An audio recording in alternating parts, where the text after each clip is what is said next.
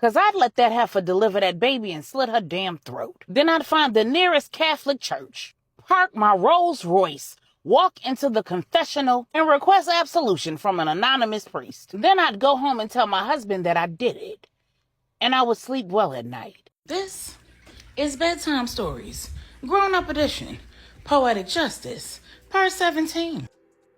When we left off, 2 weeks had passed since the roundtable meeting, and Maribel was on her way back to Dallas when she'd found out that Porsha was still alive, was pregnant, and was in the treatment facility in Dallas, and that the Queen Mother had hid her there. She'd crashed out. Unfortunately for her, she did not read the room, because she crashed out on the Queen Mother. And the Queen Mother had already told Donovan she was not sorry. The Queen Mother didn't have any sympathy or empathy for Maribel's emotional distress, and she had zero interest in suffering Maribel's disrespect. Yes, the Queen Mother knew she was dead wrong. She expected both Donovan and Maribel to be pissed off. But as far as she was concerned, neither one of them was going to do her nothing, so they could waste time being mad at her or spend their time figuring out how to outsmart Porsha together, because she'd bought them as much time as she could. That was the goal in the first place. She wanted to see Donovan and Maribel married to prevent Porsha from interfering in their marriage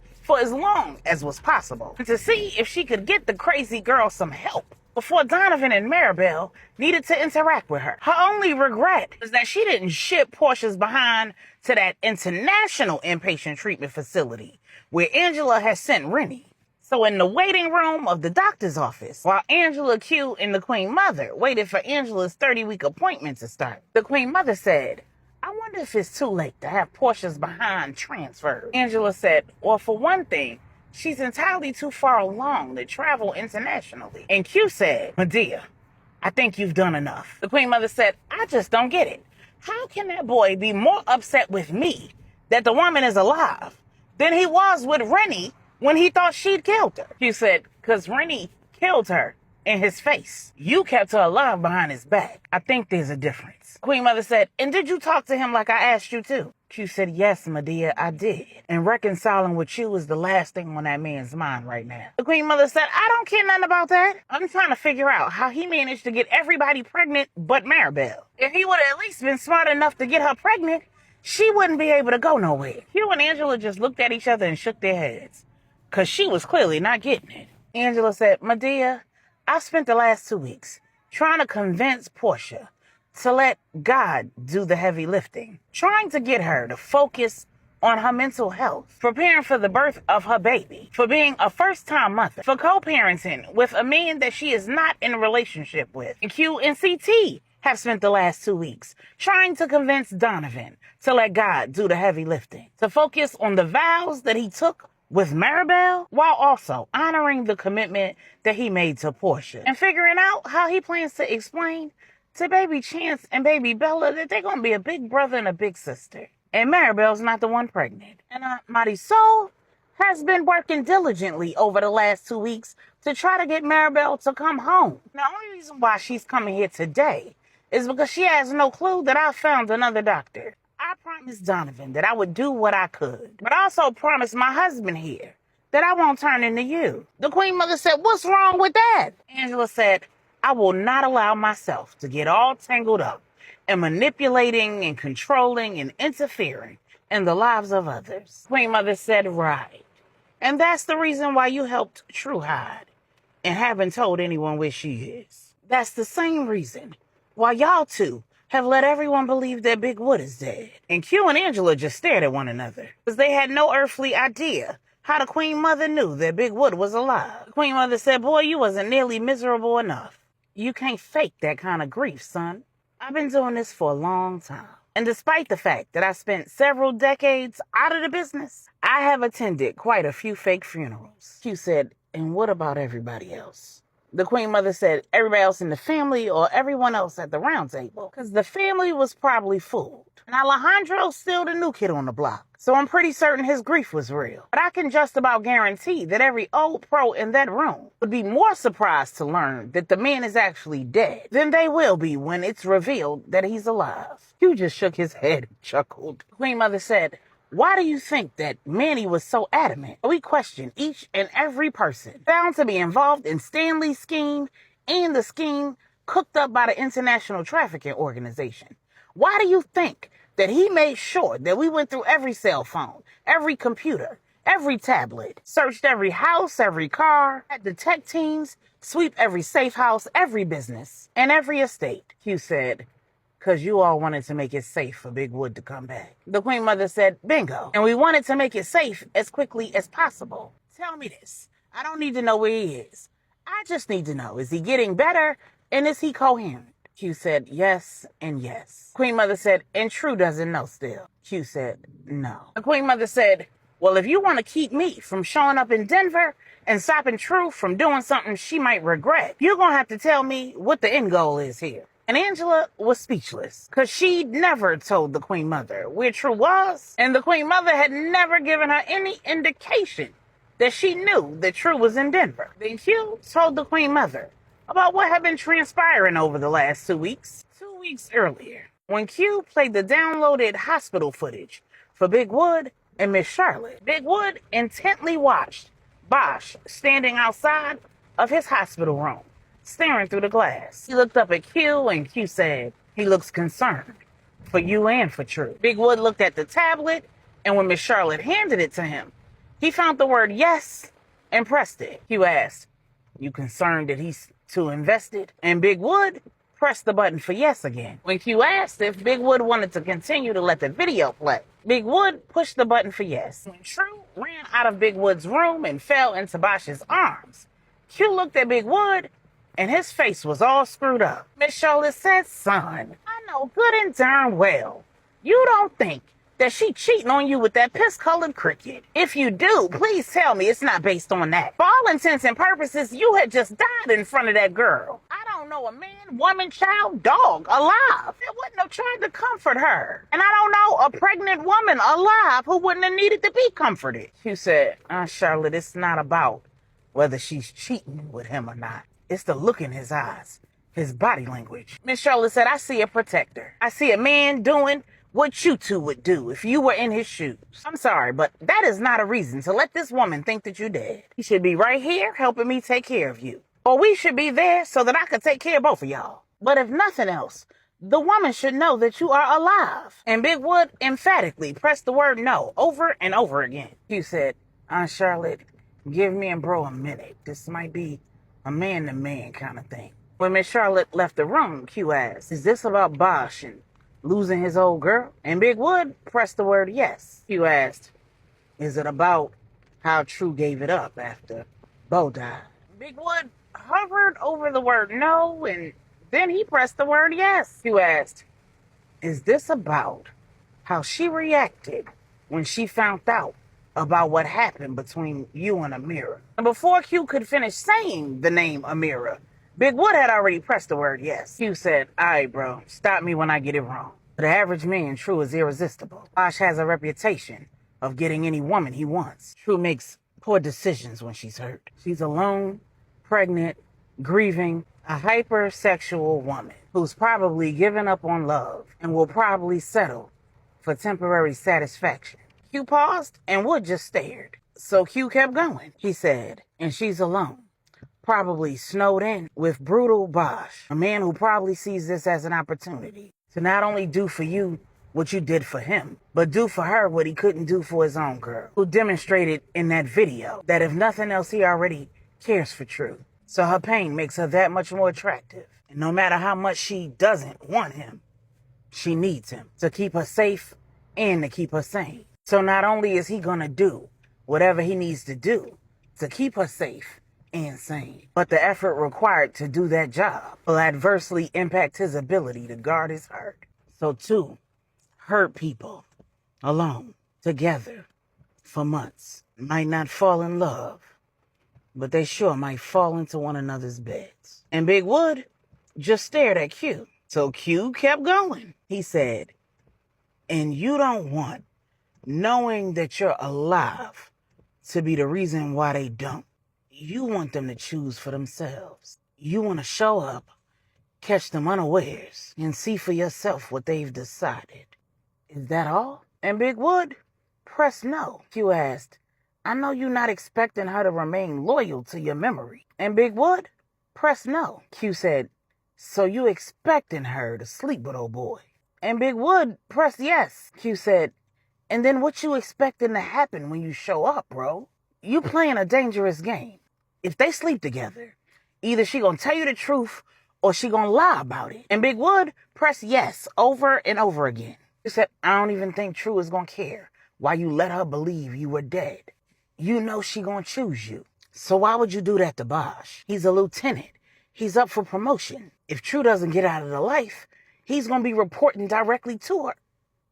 And then it all made sense to Q. In Big Wood's mind, he wasn't playing a game. He was giving both True and Bosch time and ample opportunity to prove to themselves, one another, and the Lopez organization that women could be in positions of power and not cross lines. That True was one such woman. That Bosch was not a slave to his emotions, and he could be trusted with more responsibility. That both his boss's safety and her heart could be trusted with him, and that he could face one of the greatest temptations of his life and still stand on his word. When Q said that, Big Wood pressed the yes button over and over and over again. So in the waiting room of the doctor's office 2 weeks later, the Queen Mother said, and that Negro really thinks that he's not playing games. Q asked, how's that any different than the many tests that the 5 families put all of their employees through? The Queen Mother said, the difference is that the one doing the testing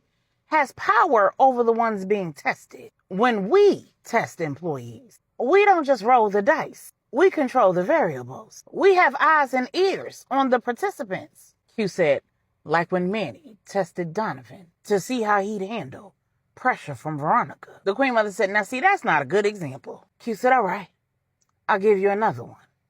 When Manny tested Donovan to see how he'd handle Maribel being in danger. The Queen Mother said, now that's not a good example either. Angela said, actually, it's a pretty good example. The Queen Mother said, whatever.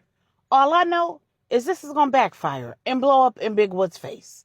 And you need to prepare him for that. You also need to prepare him for the fact that Amira was carrying his baby and True killed her. And Q and Angela just looked at one another. Angela said, how do you know? The Queen Mother said, which part? That Wood was that baby's father, or that True killed Amira? I had Lorenzo hack into the lab's database. He accessed the DNA results. Big Wood was the father. And I've been training Salima, Stephanie, and True for almost 3 years. And I trained them well. At that moment, the nurse came out to collect Angela. And Angela said, let me talk to Maribel one-on-one, and then you two can come in. When Maribel came into the room, she said, Angela, look, this will be my last time seeing you as my patient. Prayerfully, this will be my last time seeing you ever again. Cousin or not, what you and your mother-in-law did was unforgivable. Angela said, well, first of all, she's your mother-in-law too. And second of all, the only thing I did was mind my business. I find it real funny how you had no problem keeping both the identity and the location of your patient in Denver from Big Wood and Donovan. But you expected me to break the confidentiality of my client for you. You told CT about what Jeff did to you, and you expected him to keep that information confidential, but you expected me. Maribel said, you know what? You're exactly right. And if Big Wood was alive, I'd find him right now and tell him where True is. This whole experience has given me a brand new perspective. Angela said, on doctor-patient confidentiality, you'd risk your license to practice medicine to prevent somebody from being mad at you? That's crazy about you. Maribel said, no, to prevent all these secrets and lies, the manipulation. Angela said, Maribel, if I would have known that Porsha was still alive before you and Donovan got married, I would have told both of you. That's precisely why the Queen Mother didn't tell a soul. She knew you wouldn't have married Donovan, but she also knew he would have married you. Donovan, knowing that Porsha was alive and pregnant, would not have been an impediment for him. It would have been an impediment for you. And before you get this further twisted in your head, this wasn't about getting Donovan what he wanted. It was about finally seeing you two happy together. It was about making up for lost time. It was about righting the wrongs that had already been done when Veronica was killed The children were missing. Porsha was trying to kill you. Jeff was trying to hold you hostage. And Porsha was holding Donovan hostage. She thought Porsha was dead and she was relieved. And then the doctor that she called her and told her that she wasn't, while she was standing in front of you and you were falling apart. Maybe you've forgotten how hard you were clinging to Donovan in Miami when he was finally free and the two of you were reunited. Maybe you've forgotten how overwhelmed with emotion you were when that man asked you to marry him. How excited you were. The nervous anticipation that you had the entire ride to the courthouse. How adamant you were that you didn't want to wait another day to be Mrs. Donovan Anthony St. James. And since I'm on a roll, let me tell you this. If I was Porsha, I wouldn't have let a damn thing keep me from being reunited with Donovan. And I'd be overjoyed by the fact that you were so willing to step aside and let me have him. We might have the same blood running through our veins, but we ain't nothing alike. Cause I'd let that heifer deliver that baby and slit her damn throat. Then I'd find the nearest Catholic church, park my Rolls Royce, walk into the confessional, and request absolution from an anonymous priest. Then I'd go home and tell my husband that I did it.